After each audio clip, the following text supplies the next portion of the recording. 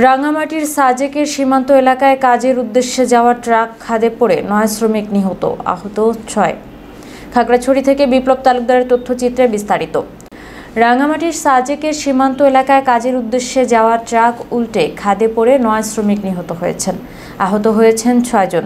জানা যায়, সীমান্ত এলাকায় কাজের উদ্দেশ্যে যাওয়া ট্রাক সাজেক উদয়পুর 90 ডিগ্রি এলাকায় গেলে গাড়ির অতিরিক্ত গতির কারণে নিয়ন্ত্রণ হারিয়ে প্রায় 100 ফুট খাদে নিচে পড়ে যায়। ঘটনাস্থলে 5 জন নিহত হয়। আহত 10 জনকে খাগড়াছড়ি সদর হাসপাতালে আনার পথে 4 জন নিহত হয় এবং বাকি 6 জন খাগড়াছড়ি সদর হাসপাতালে চিকিৎসাধীন আছে। স্থানীয়রা জানান, হঠাৎ শব্দ শুনতে পেয়ে ঘটনাস্থলে যান তারা এবং খাদে গাড়ি পড়ে থাকতে দেখে পুলিশের সহযোগিতায় হাসপাতালে পাঠান।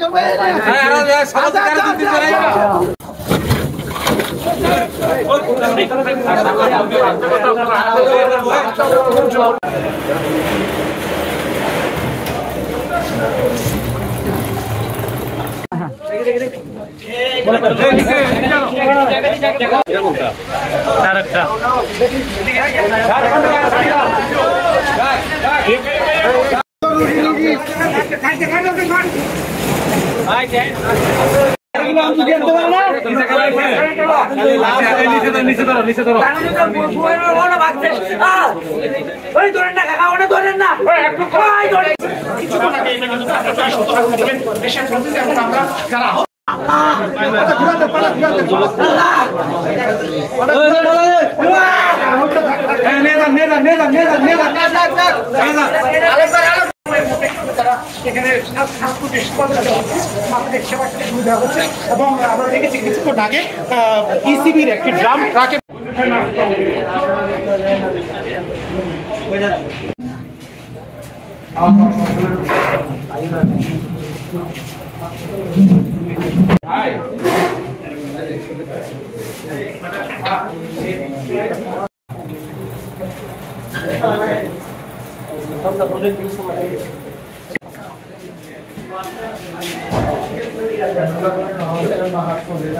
আমি চলে আসছি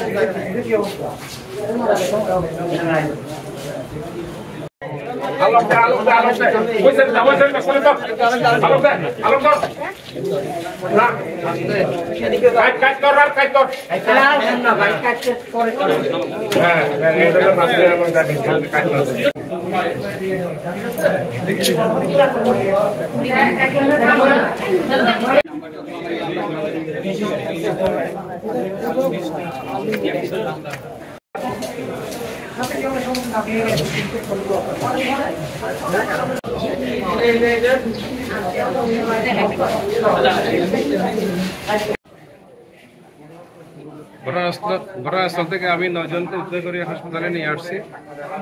এখন ডাক্তারের ট্রিটমেন্ট চলতেছে। আপনারা দোয়া করবেন যেন তাদের অবস্থা ভালো থাকে।